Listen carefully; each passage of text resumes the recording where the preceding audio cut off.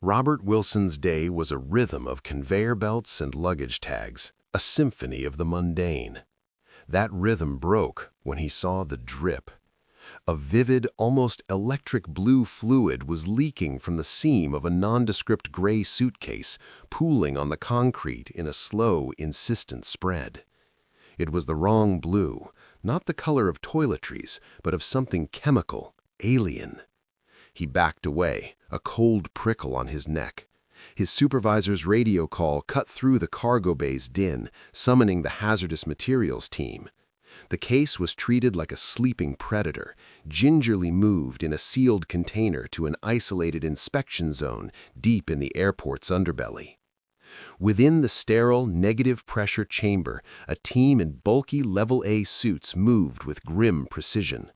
The suitcase was placed under a roaring ventilation hood. Using long, articulated claws, a technician worked the latches from behind a blast shield. The lid lifted. For a second, there was only the hum of the fans. Then a chorus of electronic shrieks erupted. Every chemical monitor and aerosol sensor in the room flashed a violent, pulsating red. The lead specialist's eyes locked on the readings displayed on his helmet's heads-up display. His breath hitched. "Code black," his voice crackled over the secure channel, stripped of all emotion but urgency. "Full terminal evacuation, now." Sirens wailed through the concourses, transforming orderly gates into scenes of controlled panic as thousands were herded into the afternoon sun. Inside the chamber, the horror came into focus. The suitcase was a Trojan horse, packed with plastic containers. One had ruptured.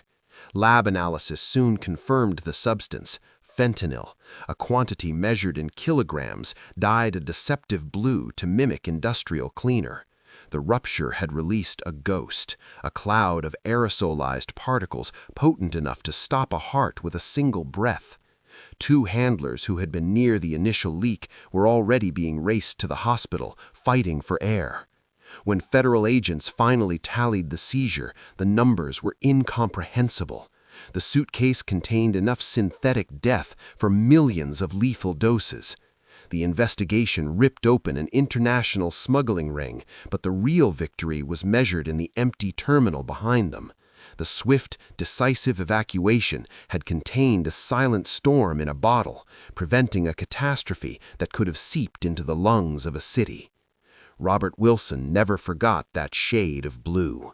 It was the color of a disaster that passed, but only just.